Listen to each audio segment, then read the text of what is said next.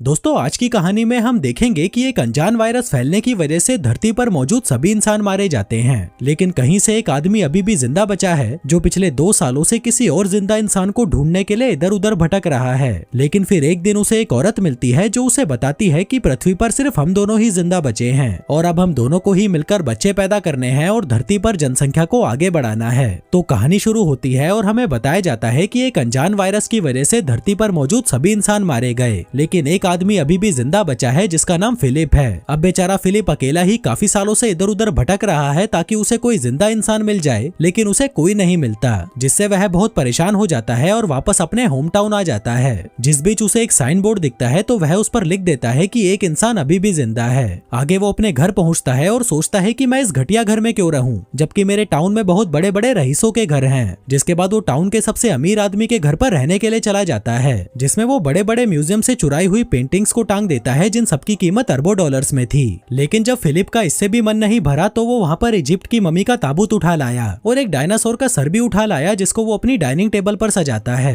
फिर रात को सोने से पहले वो ऊपर वाले से बार बार हस्त मैथुन करने के लिए माफी मांगता है जो वो पिछले 2 सालों से कर रहा था। फिर अगली सुबह वो टॉयलेट जाता है लेकिन उसमें पानी नहीं आ रहा था, तो वह अपना पिछवाड़ा धोने के लिए बहुत सारी बिस्लेरी की बोतल उठा लाता है। फिर पेट खाली करने के बाद उसे भूख लगी थी तो वह एक सुपरमार्केट में जाता है जिसके दरवाजे को खोलने की बजाय वो उसे बंदूक से उड़ा देता है। फिर अंदर आकर वो अपने लिए बहुत सारा खाना लेता है, लेकिन तभी उसकी नजर वहाँ रखी गंदी मैगजीन्स पर जाती है जिसको वह ठूस ठूस कर अपनी ट्रॉली में डालता है और वहाँ से निकल लेता है। रात को वह $10,000 की वाइन खोलता है और ऊपर वाले को शुक्रिया करता है, जिसके बाद वो 2 बार हाथ गाड़ी चलाता है और चुपचाप सोने चला जाता है। फिर अगले दिन फिलिप अपना टाइम पास करने के लिए घर के महंगे महंगे सामानों को बर्बाद कर देता है, लेकिन जब इससे भी उसका मन नहीं भरता तो वह एक महंगी मस्टैंग को एक सस्ती कार से भिड़ाकर विस्फोट कर देता है, क्योंकि वो बेचारा कब तक अपनी हाथ गाड़ी चलाकर टाइम पास करता। अब ऐसे करते करते कुछ दिन बीत जाते हैं और हम देखते हैं कि फिलिप का घर एक कबाड़ खाना बन चुका है, और वैसे भी वो इस घर को क्यों ही साफ करता, ये घर उसका थोड़ी ना था। आगे वो एक रबर के पूल को दारू से भर देता है और उसी में नहाता है, उसी को पीता है। इसी बीच अचानक उसे जोर का टॉयलेट आ जाता है, लेकिन उसके टॉयलेट में कबाड़ भरा पड़ा था, इसलिए वो अपने लिए एक नया कमोड बनाने की सोचता है। वो एक स्विमिंग पूल के फट्टे को बीच में से काट देता है और वहीं पर हगने बैठ जाता है।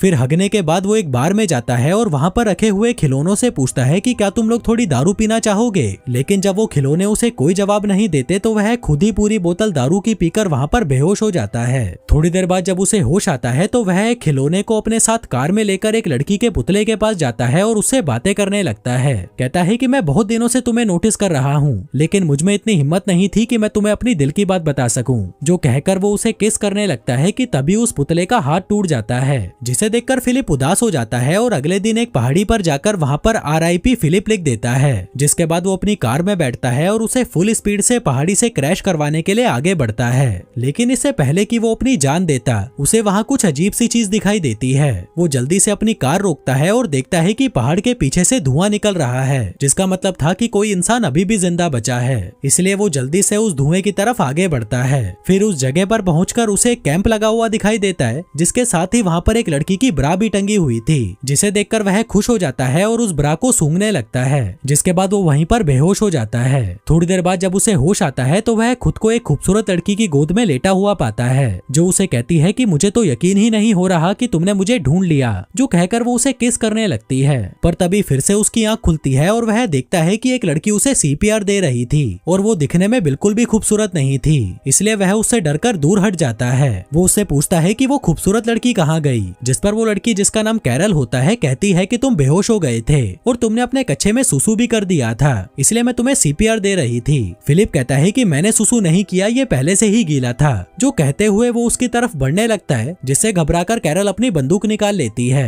कहती है कि पहले तो मेरी ब्रा नीचे रखो और ये बताओ कि क्या तुम एक अच्छे इंसान हो। वो कहता है कि हाँ मैं अच्छा हूँ, तुम मुझ पर भरोसा कर सकती हो। वो पूछती है कि तुमने ही उस साइन बोर्ड पर अपने बारे में लिखा था। फिलिप कहता है कि हाँ वो मैंने ही लिखा था। दरअसल अकेले रह रहकर मैं परेशान हो चुका था और अपनी जान देने ही जा रहा था कि तभी मुझे तुम दिखाई दी। जो सुनकर कैरल को उस पर तरस आ जाता है और वह उससे दोस्ती कर लेती है। आगे वो दोनों साथ में बैठकर कॉफी पीने लगते हैं, जहाँ पर हम फिलिप को देखते हैं जो बिल्कुल भी खुश नहीं था, क्योंकि वो अपने लिए हमेशा से एक खूबसूरत लड़की चाहता था, लेकिन उसे क्या मिला, ये जंग लगा कबाड़। जिसके बाद वो कैरल को अपना घर दिखाने ले जाता है, लेकिन तभी रास्ते में कैरल उसे एक स्टॉप साइन पर रुकने के लिए कहती है। जिसके बाद वो दोनों दाएं बाएं देखकर चेक करते हैं कि कहीं कोई सड़क क्रॉस तो नहीं नहीं कर रहा। आगे घर आकर फिलिप कैरल को अपना टॉयलेट वाला पूल दिखाता है, फिर कचरे वाला पूल दिखाता है और फिर दारू वाला पूल दिखाता है। फिर अंदर आकर कैरल को वहाँ बहुत सारे मैगजीन के ढेर पड़े हुए दिखते हैं, तो वह उसे पूछती है कि ये सब क्या है। फिलिप कहता है कि ये मेरी हाथ गाड़ी चलाने के लिए गंदी मैगजीन्स हैं। जो सुनकर कैरल हंसने लगती है और कहती है कि मैं तुम्हें जज तो नहीं करना चाहती, पर तुम मुझे बहुत बड़े ठरकी लगते हो। जो सुनकर फिलिप को बहुत बुरा लगता है और वो उसे वहीं पर छोड़ आता है जहाँ से वो उसे उठाकर लाया था। फिर अगली सुबह जब उसकी नींद खुलती है तो वह देखता है कि कैरल फिर से वहाँ पर आ गई है और उसके घर का कचरा साफ कर रही है। फिलिप कहता है कि आगे से जब तुम मेरे घर का कचरा साफ करने आओ तो मुझे बता कर आना। जो सुनकर कैरल को गुस्सा आ जाता है और वह फिर से वहाँ पर उस कचरे को फैला देती है। फिलिप उसे रोकने की कोशिश करता है तो वह कहती है कि हमें इसे साफ करने के लिए क्लीनर चाहिए, जिसको लेने